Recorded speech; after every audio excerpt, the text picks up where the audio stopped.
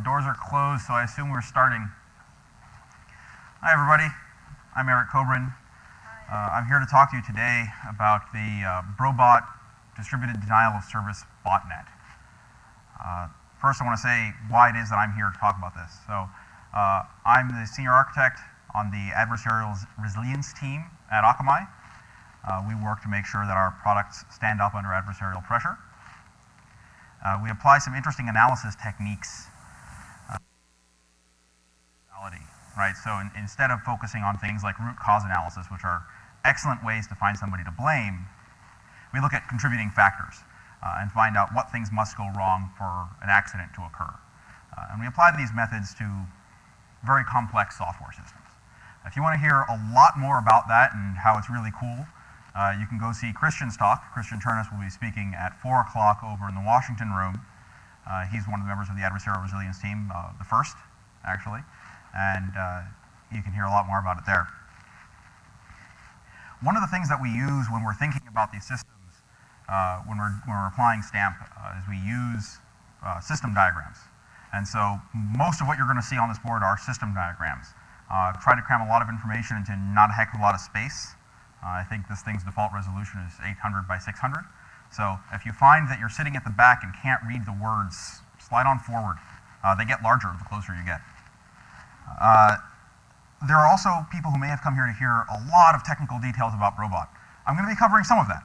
But if you want a really in-depth analysis, I highly recommend that you read the Prolexic paper on BroBot, which includes snippets of source code that has come up and things like that, so you can actually see deep inside of the botnet. So who here knows what BroBot is? Is there anybody here who's never heard of BroBot? A couple, okay. Is anybody here working in the financial industry? Working for banks? All right, so those are the people who were being targeted by BroBot. And starting last year, they started to see this happen. Right? You've got the general internet, and you've got these denial of service attacks coming in, right? That's how you get to a distributed denial of service attack. It's coming from lots of different places, and it's hitting these financial institutions, and they're trying to figure out why. There's a group that claimed responsibility for it, the Al-Qassam cyber fighters, and I'll be talking about them a little bit too. Over time, we realized that these attacks were coming from these virtual private servers and shared hosting providers around the internet. And these different hosting providers were sending out all of this traffic, and it was hitting these banks. And you may be asking yourself, why would a shared hosting provider have a grudge against a bank? And the answer is, of course, that they don't. So we got to see some of this traffic. There are a number of financial institutions who are customers of ours. And because of that, we could see the attack traffic. When somebody tries to attack these institutions, they're actually attacking our servers. It's part of what makes the adversarial resilience team's job interesting. So we tried to answer some questions about this. But most of what this talk is about is not about the DOS itself, but rather the environment that makes it possible for there to exist this distributed denial of service botnet, and why it is that we wound up in a world where people can just choose to, without much effort, harvest large amounts of bandwidth to use in attacking. And it all starts here. People like to have websites. They produce content for these websites, and they hope that somebody will actually look at the content, right? Who here has a website of their own? All right. Each of you, I assume, hopes that somebody will visit your website. And in hoping that somebody will visit your website, you may take a little bit more effort than just hope. Perhaps some search engine optimization, or at least making it so that way your site is indexable. Well, that's part of it. Producers make sites, and their goal is to make the site visible to visitors. A lot of how that happens is that visitors go off to their favorite search engine. I pick on Google because A, they're our neighbor in Kendall Square, and also because they're the largest search engine. If you choose not to use Google, feel free to substitute that logo with the logo of the search engine of your choice throughout the rest of this presentation. The producers really want Google to be able to do this, right? So here's early system diagram, leaving out part of the picture, but you see the potential visitors go off to the search engine, they search for it, and they find the sites, they get to those sites. The way that this happens is that Google, of course, reads these sites. You all know this. Right? Google reads the site. Even though you know it, you may not think that it's really important to how this botnet got created, but it actually is. So bear with me. The search engines index these sites and produce these search results. The producers ensure that the sites that they build are easy for these sites to index. I mentioned that they build these sites, they write these sites, but what does it mean to actually write a site? We used to use tools like Notepad, right? You sit there and use Notepad, VI, Emacs. I use Emacs. And then you sit there and you'd write these HTML files and you store them on your local file system and you want to get them up to your web server somewhere. And you'd use something like FTP, right? Back in the mid-90s, you're off using FTP to move these files around, and then later on, you go use SFTP. But it was really hard to get the people who could make sites that didn't look like that, to people who make good-looking websites, teaching them to use these different editors and teaching them the different languages, that was kind of a pain. And then we taught them all how to use FTP, and then had to come back and tell them later, please don't use FTP anymore, FTP is a horrible idea, go use SFTP. And that was another nasty transition to go through. So we all came up with something easier as an industry, and that is embed the editor into the site itself. Right, so now you have a content management system. This is great because people who are typing in text can go type in text. People who are drawing the graphics and doing layout can go do that. And everybody was happier, right? You don't have to tell somebody, don't go use SFTP, or don't go use FTP, switch to SFTP. They just use their web browser. You can set it up over SSL. People are using these sites. And by definition, if you're one of these people who was building a website, you already had a web browser, and that's all the tool you need to do this. So it made things easier. So who here who has a website has one that is managed using an online CMS? All right. So parts of this talk are going to be directed a little bit more towards you. So part of the problem with this is that although we had people raise their hand saying that they had one, there are other people in this room who have one who may not know it. Who here has a vanity domain for their email? I have one. I have a few. Other people have them. Having these domains, you may have signed up with somebody who was doing mail hosting for you. A lot of these mail hosting companies do things like give you some web space to use. Thank you, Andy. Give you some web space to use. Found a vulnerability. He can tweet and make my phone very well using it as a pointer.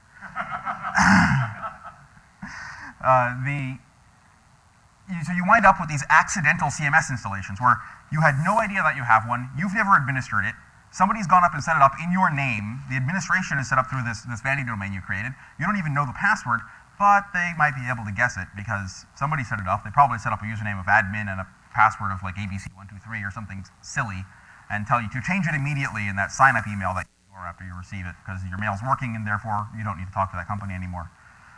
There are a lot of these around, of these unattended CMS installations.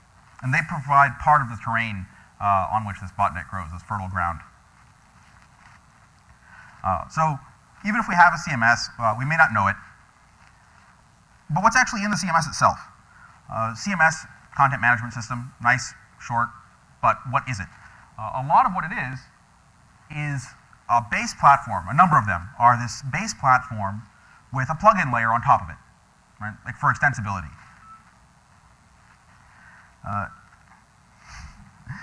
Mostly, so they have this core platform, these plugins on top for additional functionality, and the content producer goes off and picks these components or fails to choose them. Right? In the case of the unknown installed, you don't even know you have one of these. Maybe you didn't actually go and pick all of the plugins, they just picked a default suite. Or maybe you signed up and you intentionally have a CMS, but you're using one of these cPanel hosted sites where they say, click this button to turn on Joomla. You click the button, Joomla is turned on, and it comes with whatever versions of whatever plugins were in their configuration set up by the shared hosting provider. And so you wind up with all of this inside of your CMS installation. And it's different for everybody. Maybe everybody on the same hosting provider has a similar starting point, but in general, these installations are different from place to place. The interesting thing, though, is that these particular components from the CMS are produced by different people. Right? There's probably a core team somewhere authoring software. Who here is in the business of writing software? I see a couple of people who sort of write software. People over here as well. Your software never has any bugs in it, right? Ever. Right? And managing large distributed teams is something that's really easy to do, so everybody does it, and does it right, and has perfect integration of source control. For anybody who saw the talk yesterday dealing with continuous integration servers on the cloud, you may have some idea of what can go wrong here. We'll get to what goes wrong later. But the important thing to remember is that these aren't all the same people, and they're developing in parallel without communicating with each other all of these different pieces, all these different components that are going to be interacting in your system.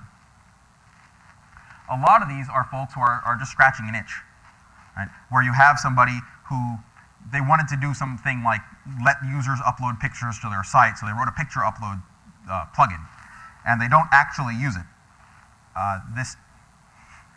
These plugins, they don't actually use it except for themselves, right? They weren't intending for this to be some big system that everybody in the world used. They just wrote it for themselves and then decided to share it. Spirit of open source, it's a good thing to share. But that means that they also may not have been paying a lot of attention to security. These components get distributed, right? So at a particular time, somebody's uploaded their particular configuration for a plugin. It winds up on a distribution server somewhere. And then the site owner, the producer, the admin goes off and grabs these components at a particular point in time. And they have to put them somewhere. And back to the beginning. We talked about those shared hosting installs. They put them somewhere, and you put it someplace easy. You put it someplace that has a nice big pipe. For example, because you really need your cat blog to be really, really fast. So you go and get one of these virtual private servers and you install it there, and you're all happy because everything seems to be working just fine. So let's look back at the system diagram and talk about the principles we have so far. We have search engines doing their indexing, we have people visiting sites, we have people writing content and configuring sites, and we have people writing software that powers the engines through which these people write the content and publish them to their websites. And all of this is living on this shared infrastructure with nice big pipes. You can think of it as sort of the high ground on the internet. The problem with operating there on the high ground is that it's valuable terrain. I mentioned earlier that all software has bugs. Of course, all software has bugs. Bugs introduce vulnerabilities, holes. When people are selecting the software, they're selecting it at a point in time, meaning that if I go and choose to install software today, I get today's bugs and today's features. And if I download the update that you release tomorrow, I get tomorrow's bug fixes and tomorrow's new bugs. So each of these is a different horrible mess of different versions of different plugins and core systems and things like that, each of which introduces different vulnerabilities. And in some cases, the things that I'm calling bugs here aren't what you might consider a bug. You consider a bug, your software goes wrong. Sometimes these things are from component interaction events. This is one of the reasons why we applied system theory in thinking about safety. You might have that plugin that I mentioned earlier for uploading images. You might have another plugin that allows you, to, as the administrator, to upload some custom PHP files to extend your software, to add some custom functionality now.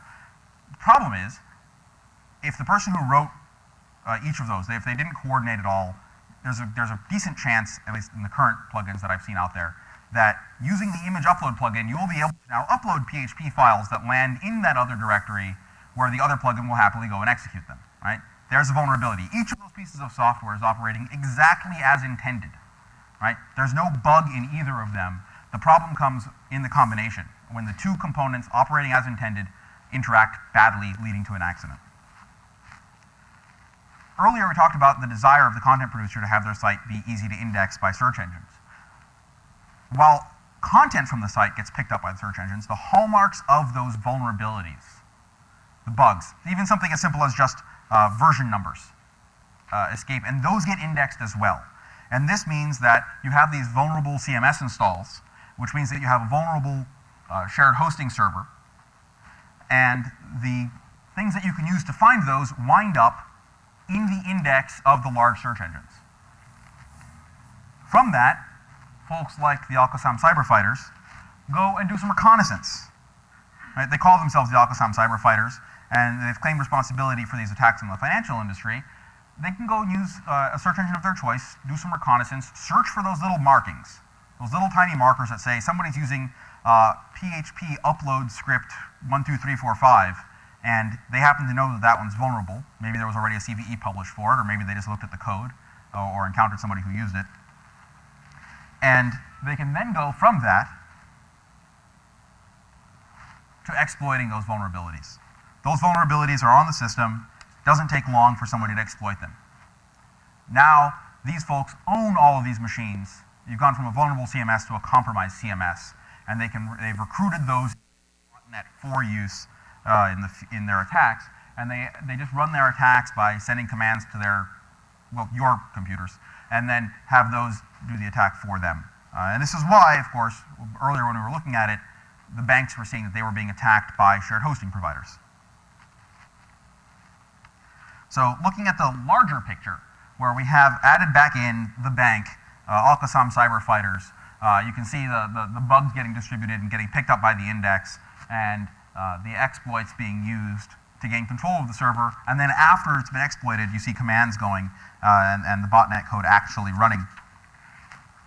For us to get into this world, many things had to go wrong, right? There isn't one root cause. I can't say, oh, well, the problem is QCF, or the problem is the shared hosting providers, or the content producers, or the site owners.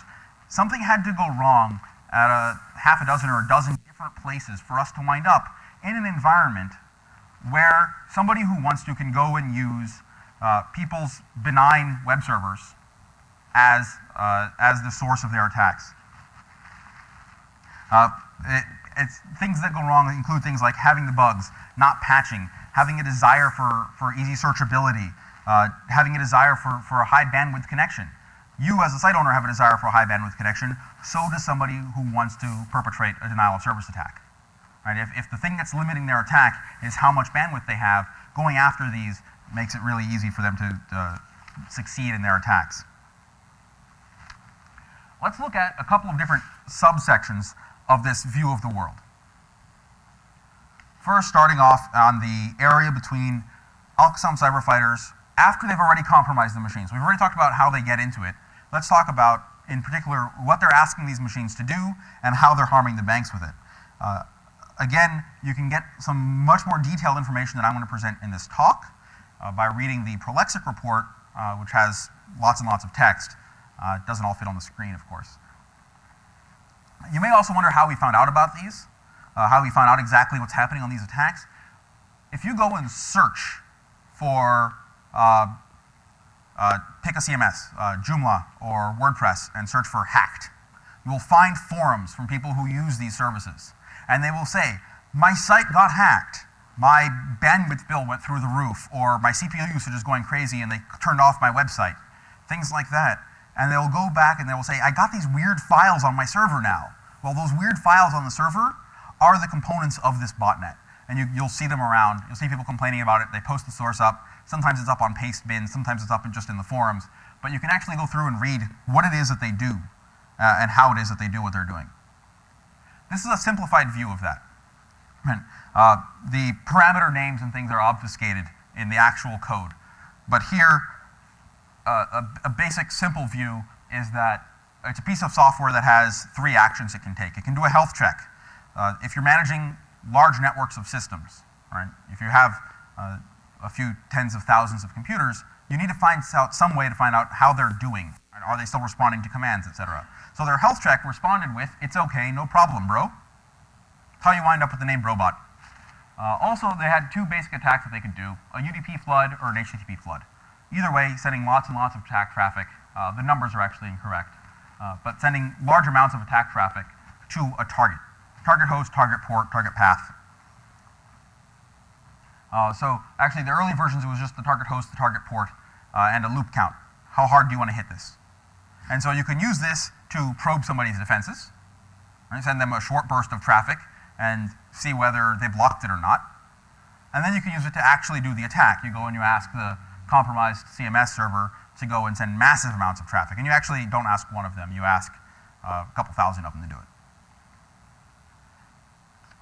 As people got better at blocking these, the adversary had to adapt. And that's actually one of the things that's one of the troublesome parts of this entire system, is that there's feedback loops. And if we're not careful in our defenses, we provide evolutionary pressure to the adversary to become stronger. And that's what happens here.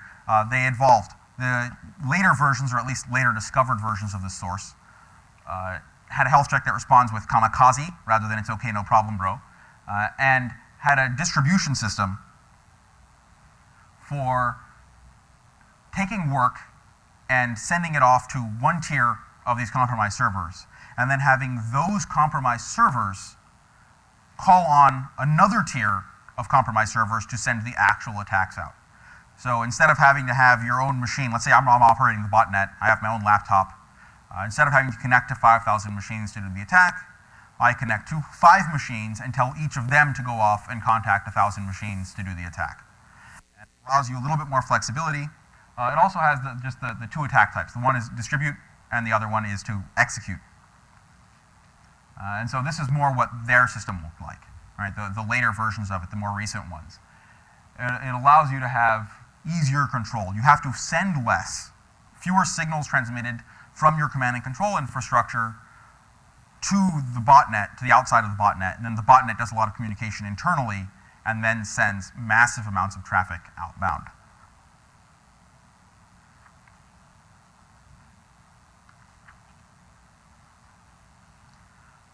These are some of the details of the early attacks. The earlier attacks appear at the top, the later attacks appear at the bottom, although they aren't limited in any way, right? These are human beings making choices. They can, if they find that some of the earlier techniques are effective again, they try them again. Right? So they can go back and forth, but these are in the order in which we first started seeing these attacks coming from this botnet. Early one was simple UDP. Let's send a giant blob of the letter A and see who we can knock out with that. Later on, they started moving into HTTP. So now they're doing TCP connections. It's a little bit more expensive for them, but it's not their machine, so why do they care? And they were just trying to get the root page. And then going off and trying to hit some particular paths that they expected to be more expensive. And eventually moving into sending arguments in those HTTP requests in the form of query parameters or post parameters. Trying to exert maximum cost on the origin server for the effort that they expend. In these attacks, especially the more recent ones, they started also playing all kinds of games with headers. Right? Who here looks at or has some software that looks at, for example, the X forwarded for header? Right? So you've seen X forwarded for, you know it indicates, okay, there's a proxy here and the traffic really came from so-and-so. Well, if you look at their source code, they were picking random numbers and putting them in X forwarded for. So just 4 random octets. Some of these were obviously wrong. Nobody's actually forwarding traffic for 0.0.0.0. But that's what they were doing in order to fool software out there, right? If you had a web application firewall, or if you had some kind of intrusion prevention system that was paying attention at this layer, it might be fooled by what they were doing in these headers. Also, if you had a caching layer, perhaps some of these are important to that. And so they were changing these around, trying to do some, I think they also did if modified since request, but I don't have details on that on here. But in any case, they sent lots and lots of different values for these headers, trying to fool any protection mechanisms that existed in between the attacking server and the origin server, their target.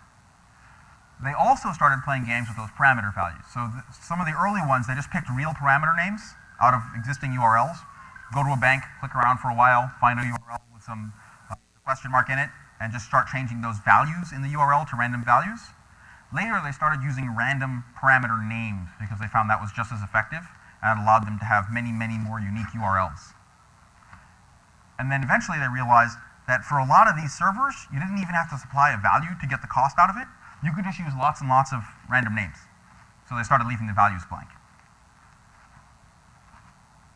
And they would send those either over a get or a post, and they also started using SSL, which makes it a little bit harder for people monitoring to see what's inside.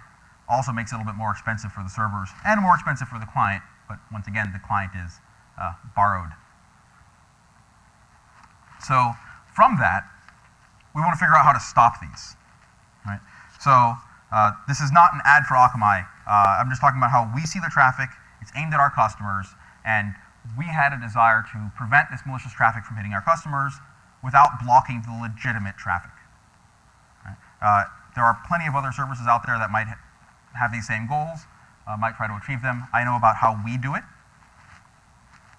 But I'm not really going to get terribly much into the specifics, only to indicate that there is a balance that you have to deal with here. You don't want to overblock. and prevent legitimate traffic from getting through. So we've looked at what QCF does. Let's talk about the bank. What can the bank do?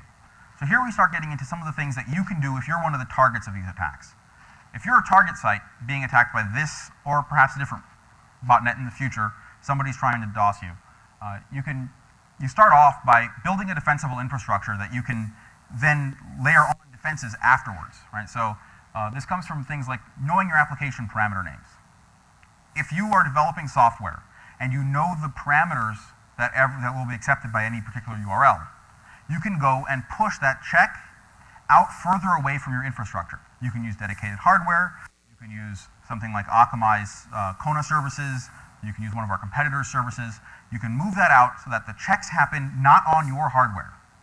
And your hardware stays up and you keep serving your legitimate customers because at least some subset of illegitimate traffic was dropped further away from where you are.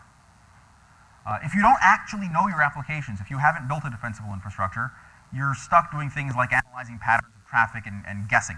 And you have to use lower value tactics in order to protect yourself. And you might find that you're getting more false positives or more false negatives as you do this. So my instructions for people who are building sites who believe they will be experiencing an attack or who are experiencing an attack is to listen to Josh Corman and Gene Kim. Josh is sitting over there in the corner. I have the great pleasure of working with him. Not knowing your parameters, right? We had this happen where customers will say things like, I can't possibly know what all of my parameters to all of my pages are. Well, imagine that you are talking internally to your own developers, right? Talk to your developers and they say, yeah, I don't know what parameters my functions take. I just take a big blob and grab whatever I want out of it, right? All of my functions just take a hash and I just grab whatever I feel like out of that. That would fail code review. You wouldn't let somebody like that stay at your company if they persisted in engineering software that way, because it's not engineering. It's a hodgepodge. It's a mess. You can't reason about the software. And instead, what we've done is we've said, oh, it's on the internet? That's fine. You don't actually have to know what your software does. And that leads to this kind of world where you can't defend your software because you don't know what it does. Forget knowing what the parameter types can be. A lot of people don't even know what parameters might arrive legitimately at a particular location. So start there if you're in one of these positions. Start building better, more defensible software, and it'll be easier for you to protect yourself at lower cost to yourself. So we've checked out QCF, the code they've installed on people's servers, and what the banks can do to protect themselves. Let's talk about another group. Let's talk about people who have these websites, or who are operating these shared hosting environments, or who are authoring these CMSs in the first place. I consider these guys the folks who are fertilizing the ground on which the botnet grows.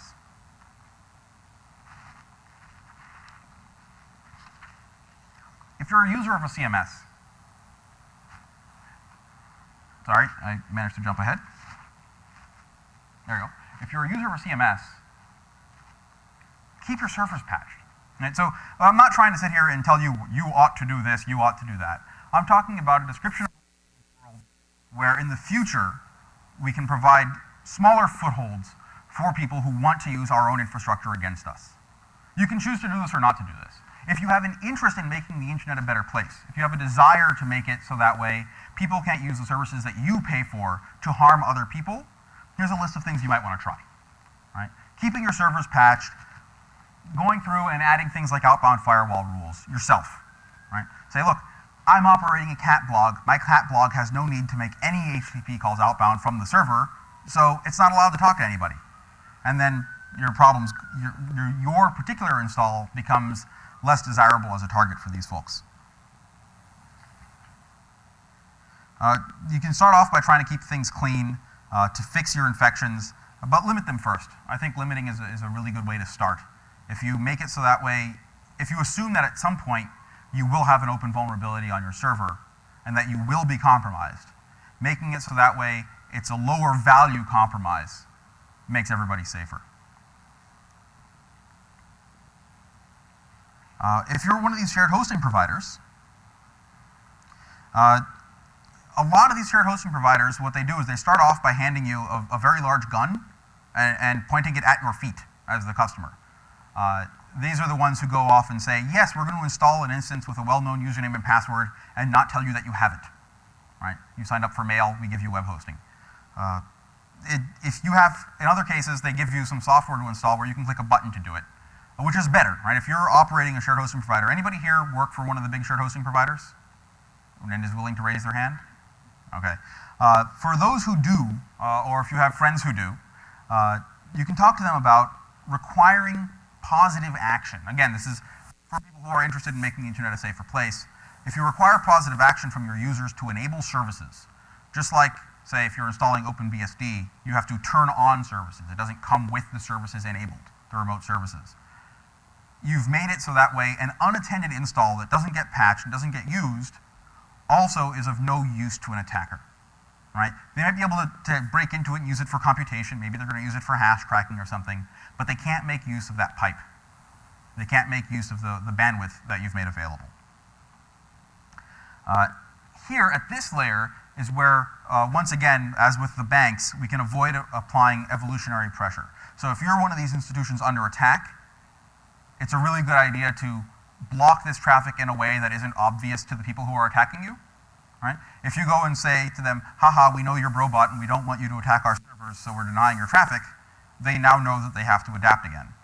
If, as an example, you never send them a reset and just ignore the connection, they don't know whether it worked or not because that looks like a heck of a lot like a successful denial of service. Right? If somebody sending you DOS traffic experiences a response from you that indicates that you have been DOSed, they win, they walk away, they're happy. The rest of your customers are happy too because they have no idea that this happened because it didn't actually succeed. You can do this at the VPS layer as well by working on ways to make it so that way it might look like your customer hit a bandwidth cap and that's why the traffic isn't going outbound, rather than declaring, hey, this is malicious traffic, we're not going to forward it.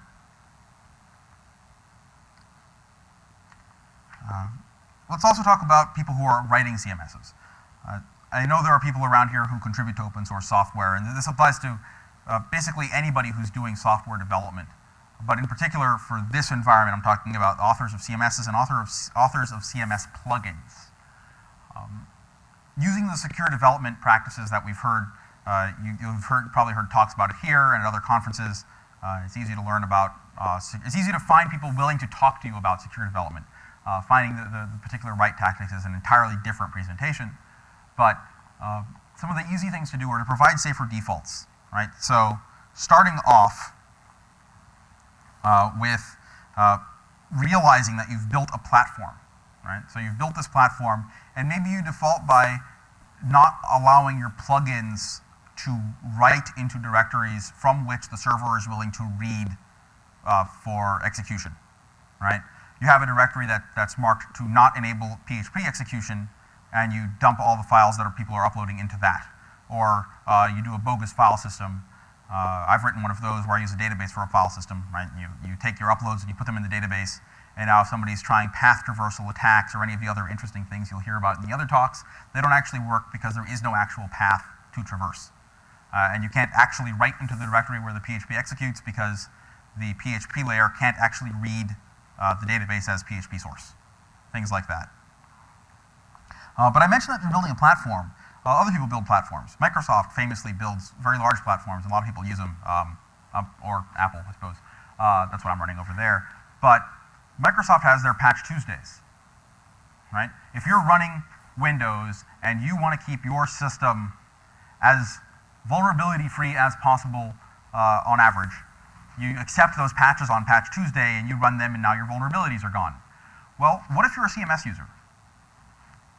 Is your CMS provider giving you their version of a Patch Tuesday? Is there a particular time that you know you can go and get the latest version of all the stuff and not break your current code and close off some vulnerabilities?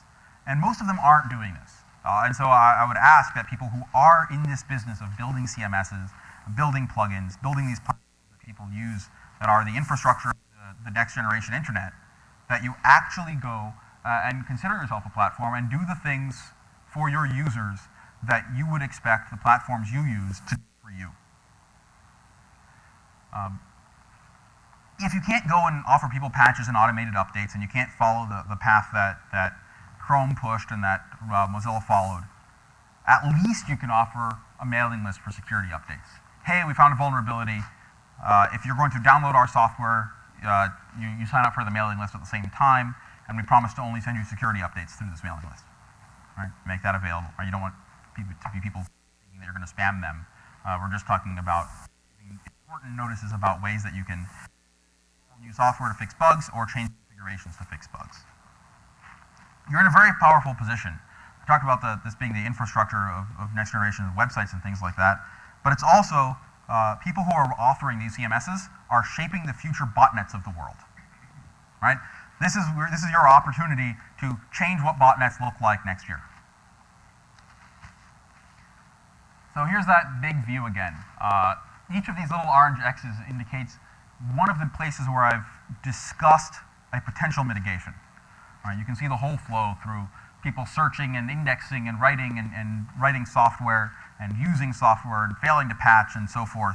And you can see all of it. And you can see all these different spots where somebody might choose to stop the attack. Here, the VPS provider doesn't allow the attack traffic to leave. Or here, maybe they don't allow the command and control traffic to enter. Maybe we patch these bugs so they don't actually run. Here in the distribution system, perhaps automated distribution is made available, or agreements with the shared hosting providers, so that if the hosting provider is giving you an install of Joomla or an install of WordPress or one of the other CMS systems out there, perhaps they take the patch on your behalf by having agreed with the CMS developers. There are other places in here where you might be able to stop this. And I talked about how so many different things have to go wrong and sort of avoiding the blame mentality that root cause analysis leads us to. And talking instead about a system. Right? I'm not saying, hey, we should all focus on doing this. I'm saying, look, if the VPS guys take care of this piece, and the site owners start patching, and the DDoS protection companies start applying DDoS protections that don't cause the adversary to advance, and the CMS people start writing better tech, each of these things now is ground lost by the botnet herders. They don't have this anymore, right? Once this piece is gone, they have to find some other way to get vulnerable software onto people's servers. Once people are patching their servers, they have to find some other way of getting a hold of the bandwidth. And so by taking apart each of these different contributing factors, you can actually make you can make the entire system safer. But I didn't cover all of them. You'll note I didn't talk at all about what the search engines can do. I'm sure people here can think about things that search engines might be able to do to make it better. And of course, there are positives and negatives to changing your search infrastructure. But there are plenty of other layers in here, right? No system diagram is going to cover absolutely everything. I mean, somebody's providing the connectivity upstream here. They might be able to do something. Somebody's providing power. We could go install a kill switch for anybody running a botnet. But aside from that, these are the key pieces. This is the system, and that's my talk. Any questions? Got one in the back? I understand that the BroBot is a little bit different from the scale compared to, say, earlier other botnets that existed. I wonder if you can talk a little bit about what's different about BroBot and what we're used to seeing. Sure. So some of the our earlier botnets, you saw a lot of spam botnets that use people's laptops, right? Or people's home computers as a place from which to send spam. Home computers typically have a fairly limited uplink, fairly limited in their ability to cause harm to the rest of the internet. Right? Your ISP can throttle you pretty easily. The key difference here is that they chose people who were guaranteed to have a large pipe. And it's not perfect, right? You go and compromise 100 blogs, they might all be running on the same server. But you go and compromise 5,000 blogs, and you know you probably got a pretty good spread, different points around the world where you can attack. And that's what made a big key difference here, is that they chose targets that would have good connectivity, that probably had terms of service that made it hard for that connectivity to be disabled. This is one of the other things that the VPS providers can do, is to make the terms of service different. So if you're sending malicious traffic, we can turn you off more easily. And they chose those targets, and that's why they were able to send so much traffic this time around. What kills me about this one is that all that unwanted, unknown, elective attack surface of services, it's like a public health issue, I think. We have this rich, fertile swamp in which to have all these breeding, right? Yes, it absolutely is a public health issue. And I know in Florida, I grew up in Florida, if you don't put chlorine in your pool and your pool turns green and mosquitoes start breeding in it, you get a ticket. All right? If you provide a breeding ground for mosquitoes, you get a citation from the code folks who come around and you have to pay them something like $300 and go fix your pool. So we don't have anything like that here. But really, these guys are operating an attractive nuisance, right? And they didn't know about it. Maybe they can claim ignorance. But it's still the case that you're operating an attractive nuisance by having an unpatched server with high CPU and high bandwidth capabilities. And it's really what it comes down to. A friend of mine calls these, if you'll pardon the phrase, the syphilitic whores of the internet.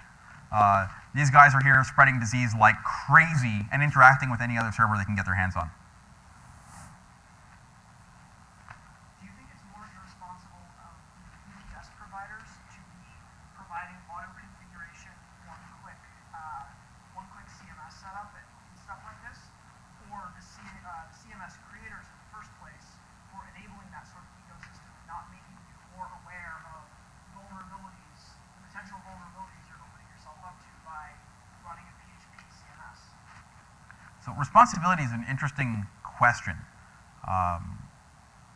Responsibility ties in with delinquency, right? You have a duty and you've been delinquent in your duty, right?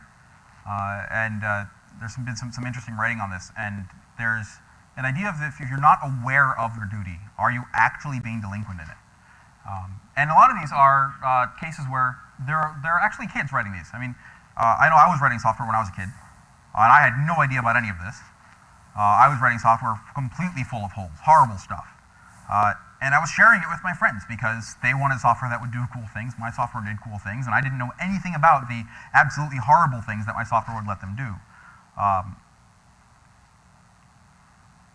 More irresponsible. I expect that the shared hosting providers today should know better.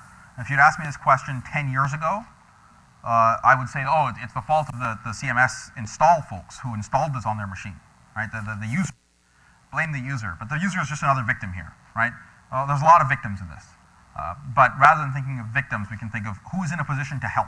Or it doesn't matter whether you were irresponsible for writing the software or irresponsible for letting people do this. You're now in a position to help. There is a crisis going on. Stand up and help, even if it isn't your fault, or even if you don't think it's your fault. Anything else? Got another one over here.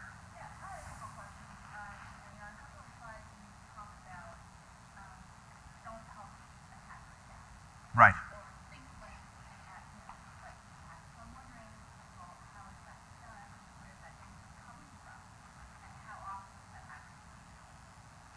All right, so there are different industries that are better at this than others in terms of not helping the attacker adapt, largely because of how long you've been under attack and aware of it and dealing with your adversary. Right, so if you've been writing software for an industry that routinely gets these kinds of things happening, you've probably learned some tricks already. But thinking like an adversary, this is one of the things that I hire for. Right? I would be remiss if I didn't mention that the adversary resilience team, of which this is an example of the kind of output we produce, we have openings, and we're hiring people who have this adversarial mindset. Thinking like the adversary, some of it comes from having been one of the bad guys at some point. There are people around who started off on the smash and grab side of things and then decided they wanted to defend. Sometimes people just look at systems differently. It comes out of the hacker mindset. It comes out of the example that I give when people ask me, what do I mean when I say I'm looking for hackers? I give an example out of sailing. I was off, my father and I were doing a race down in Biscayne Bay, down in Florida. Beautiful waters if you've never been there. We're off sailing in our boat. You may wonder what boats have to do with computers, and the answer is, in this case, there wasn't a computer on that boat, I don't think. This was a while ago. We were off sailing, and we go to make a turn in some shallow water. And we push the tiller over, and the boat doesn't turn at all. And what happened? Well, the rudder had snapped off at the waterline. Right? So here we are, we've got no steering, and we don't know what to do. The rudder's floating away, or at least I didn't know what to do. What my father did is he dives down into the cabin and comes back with 2 C-clamps and a cutting board. And he clamps that cutting board onto what was left of the tiller and sails us home. We got home safe. We took the race flag off the boat, stuck it to the car antenna, and drove to the finish line. So it's about looking at things in terms of what they're capable of doing as opposed to what they're designed to be used for, right? CMS, totally designed to be used for publishing material, managing content. What can it be used for? Wow, I can operate my own cloud services system and not pay for any hardware, right? It's about looking at it, just sort of turning it 90 degrees and looking at it sideways and figuring out how else could I use this particular gadget. And we're pretty close to the end of time. I'll take one or two more questions if we have them. Otherwise, thank you for attending.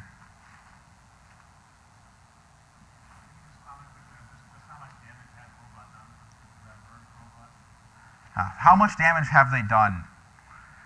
So this is hard for somebody who works in a security field at a company selling security services, right?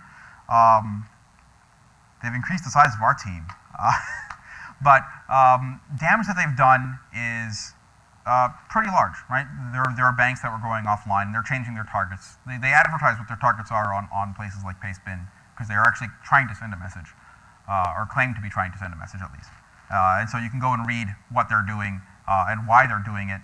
And you can see these banks go offline as they adapt to the defenses and come back up. But people are experiencing millions of dollars worth of harm here.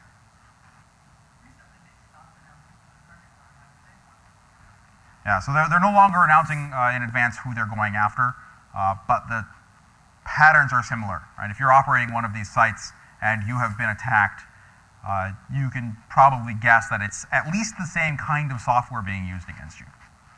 You can analyze your traffic, right? Even in those cases where it's encrypted and moving across systems that somebody along the line couldn't analyze, you yourself, if you're one of these banks, you can read the traffic coming in and say, wait a minute, this looks just like that stuff that hit us the last time they said they were going to hit us. Is it necessarily the same people? I'll leave that to others to figure out. But the defenses are similar, certainly.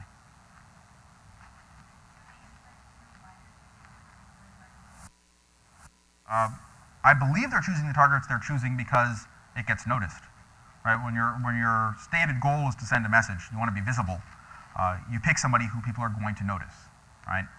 In their earlier statements, they said they were going to attack U.S. financial institutions until some videos were removed from YouTube. Whether you believe that or not, it's up to you, but that's at least what they said.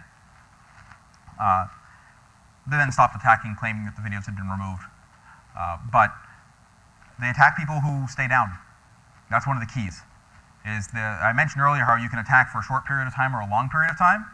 They use some of these early attacks to see who's actually already set up for defenses. Right? If they go and attack you and your site stays up when they send you a short burst of traffic, they move on to the next guy.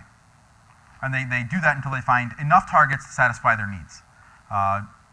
Once everybody has moved up a level in terms of defenses, they up their game and go sweep again and see who they're able to take down with their new attack. And they decide how many they're going to need and go do that. Do I believe they're operating at capacity? Absolutely not. Anybody in this room who has written PHP can probably read their code and write better code. But is it really better if it's achieving their needs? Is it bad code? Yeah, I think it's objectively bad code, but it's the tool that they wanted, it's the tool that they have, and it's doing the job they need it to do. So I don't have any illusions that they've reached the limits of their capacity in this. All right, and we have 1 minute left. I'll take one question if there is a single question, otherwise we are done. Feel free to come find me afterwards if you have more specific questions that you want to discuss. I plan to make at least this part visible to anybody who wants it if you haven't already snapped a picture. So, thank you, everybody.